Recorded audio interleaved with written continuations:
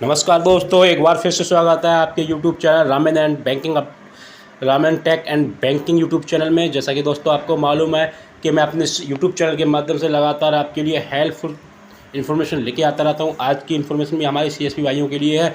जैसा कि आप सीएसपी भाइयों को मालूम है कि हमारा ऑडिट चालू हो चुका है और लगातार किसी न किसी जगह सीएसपी पॉइंट पे हमारे जो ऑफिसर्स को द्वारा जो हमारे ऑफिसर्स वगैरह हैं वो अपने ऑडिट के लिए आ रहे हैं, हमारे चेकिंग के लिए आ रहे हैं सीएसपी पॉइंट पे। तो आपको आज इस वीडियो में आपको ये बताने वाला हूँ कि किस तरीके से आपको किन किन चीज़ों को मेंटेन करना है अपने पॉइंट पे, कौन कौन से आपको बैनर आपके मेंटेन करने हैं, कौन कौन से रजिस्टर आपको मेंटेन करने हैं। इस तरीके से आपको मैं अपनी इस वीडियो में बताने वाला हूँ। वीडियो बहुत ही रोमांचक होने वाली है, वीडियो को एंड तक जरूर देखें। इसमें आपके सारे डाउट क्लियर हो जाएंगे कि कौन कौन से हमको बैनर लगाने हैं, कौन कौन से रजिस्टर कंपलसरी तैयार करने हैं। तो चलते हैं हम अपनी वीडियो की तरफ। जैसे कि मैंने अपने एक पीडीएफ फाइल में अपना डाउनलोड कर रखे हैं सारे बैनर्स, मैं आपको दिखाता हूँ। देखिए, सबसे पहले हमारा जो बैनर आता है वो इस तरीके से आएगा, भारतीय स्टेट बैंक का ग्राहक सेवा केंद्र का, जिसमें आपका खुलने का समय और बंद होने का समय दिया होगा। ये बैनर बहुत ही अनिवार्य होता है। इसमें आप कस्टमर को ये पता चल जाता है कि आपका पॉइंट किस टाइम से किस टाइम तक खुलता है और कौन कौन से दिन खुलता है। दूसरा हमारा आता है इस भारतीय स्टेट बैंक ग्राहक सेवा केंद्र में आपका स्वागत है। इस तरीके से आप एक बोर्ड बैनर लगाएंगे। तीसरा है एक ग्राहक सेवा केंद्र आवश्यक सूचना, सभी ग्राहकों से अनुरोध है काउंटर छोड़ने से पहले अपने पैसे की जांच कर ले। मतलब कि ये बहुत ही ज़रूरी होता है। ज़रूरी इसलिए होता है क्योंकि ये इस तरीके के जो भी हमारा सिस्टम है कि जो लोग कस्टमर हमारे लेन देन करते हैं तो आपकी जो जमा निकासी जो भी करते हैं वो काउंटर छोड़ने से पहले चेक कर लें, क्योंकि काउंटर छोड़ने के बाद हमारी जिम्मेदारी नहीं होती, उसका पैसा कम हो या ज़्यादा जो भी हो। तो इस तरीके से एक उसका भी बैनर लगाना है। जिस आपका बैनर है कि किसी कारण से यदि आपका किसी दिन आपका पॉइंट बंद रहता है तो क्या करना होता है, आपको एक ये बैनर लगाना है। उस पर हर दिन, जिस दिन भी आपको पता है कि मुझे कल नहीं आना है या एक दिन 2 दिन मुझे नहीं आना है किसी कारणवश से, तो आप यहाँ पर नज़दीकी ग्राहक सेवा केंद्र का स्थान डालेंगे, नज़दीकी ग्राहक सेवा केंद्र का कोड डालेंगे, उसका नाम डालेंगे, उसका मोबाइल नंबर डालेंगे और ग्राहक की दूरी, जिससे कि यदि आपका पॉइंट बंद है तो वो दूसरे पॉइंट से जाके अपना लेन देन कर सके और हमारे कस्टमर्स को किसी भी प्रकार की असुविधा ना हो।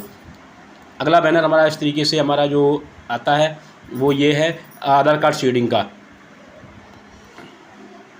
जो मोस्ट इम्पॉर्टेंट है वो हमारा ये है ग्राहक सेवा केंद्र कस्टमर सर्विस पॉइंट का है। इस तरीके से आपको ये मेन बड़ा बैनर लगाना है जिसमें आपकी सीएसपी की लोकेशन, सीएसपी का नाम, ब्रांच का नाम, आपका मोबाइल नंबर, सारा कुछ इससे पड़ा हुआ, कंपनी का नाम, आप किस कंपनी से जुड़े हुए हो, वो सारा कुछ, ये बहुत ही इंपॉर्टेंट है। और इसका साइज़ भी काफ़ी बड़ा होता है, आपको ये मस्ट लगाना ही पड़ा है। और ये वाला जो है ये हमें सबसे बाहर आपके जो सीएसपी पॉइंट है उसके बाहर मेन फ्रंट पे से लगाना होता है।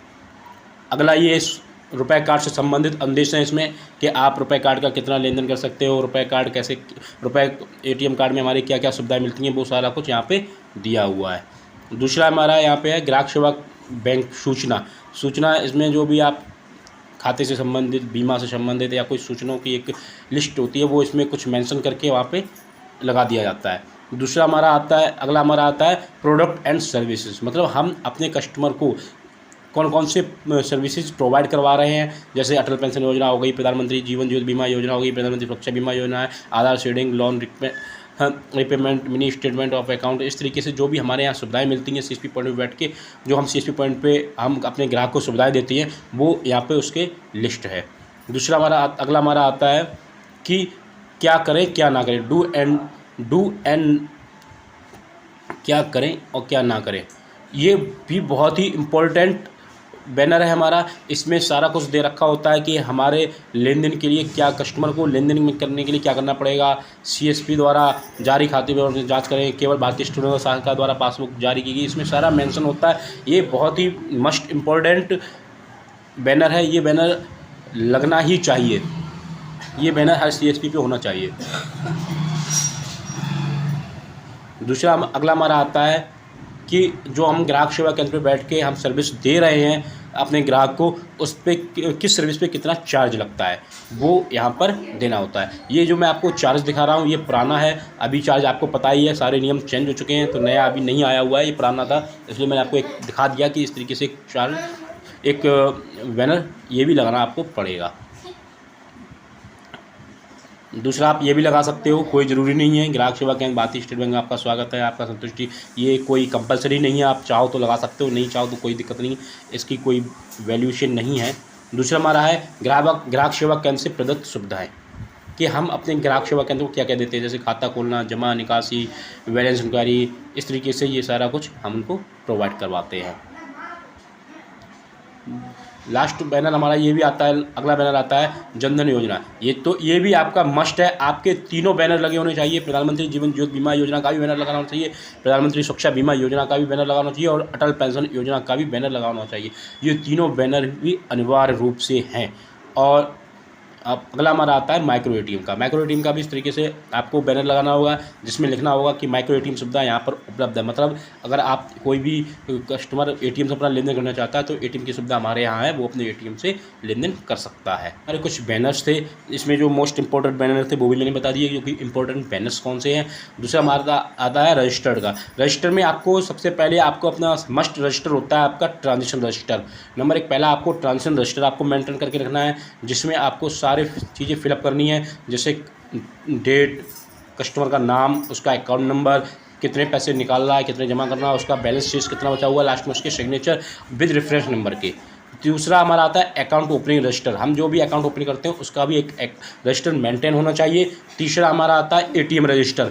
जो हमारे पिछले जो पुराने सीएसपी हैं उनके पास जो एटीएम पड़े हुए हैं उनका एटीएम रजिस्टर भी मेंटेन होना चाहिए। नए सीएसपी हैं उनको एटीएम नहीं मिले हैं तो उनको कोई दिक्कत होने वाली नहीं है, लेकिन जो पुराने सीएसपी हैं उनको बैंक द्वारा जो एटीएम प्रोवाइड कराया गया, वितरण कर जो एटीएम बैंक के द्वारा दिए गए थे अपने कस्टमर को देने के लिए, वो अभी तक नहीं बट पाए हैं। उनका आया बटे भी है जो भी है, तो उसको जो है एक एटीएम रजिस्टर जो आपने बनाया वो आपको मेंटेन करके रखना है। दूसरा आपका सबसे मस्ट है विजिट रजिस्टर, जिस पे आपके ब्रांच के मैनेजर के द्वारा या किसी ऑफिसर के द्वारा विजिट होती है, या सीएसपी का कोई भी ऑफिसर आता है वो विजिट करके जाता है, वो विजिट रजिस्टर होता है। अगला रजिस्टर होता है हमारा सबसे इम्पोर्टेंट है, जो अकाउंट ओपनिंग फॉर्म हम बैंक में जमा करते हैं वो रजिस्टर होता है, जिससे कि हमें ये क्लियर हो सके कि ये अकाउंट हमने अपने बैंक में जमा कर दिए हैं, जिस पे आपके अकाउंट की पूरी डिटेल होगी कि आपने किस कस्टमर का अकाउंट खोला है, किस तारीख को खोला है, और वहाँ पर हमने ब्रांच में किस तारीख को सबमिट किया है, और वहाँ पर एंड में ब्रांच जो फॉर्म आप सबमिट करोगे जो सरकारी को, उसकी वहाँ पर मुहर होगी। तो इस तरीके से ये कुछ रजिस्टर हैं वो भी आपको बहुत ही इंपॉर्टेंट रखने हैं।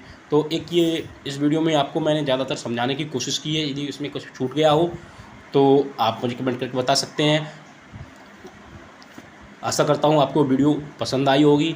यदि आपको वीडियो पसंद आई है तो एक लाइक कर दें, कमेंट करें तथा ज़्यादा से अपने सीएसपी भाइयों में ये वीडियो शेयर करें। Thanks for watch.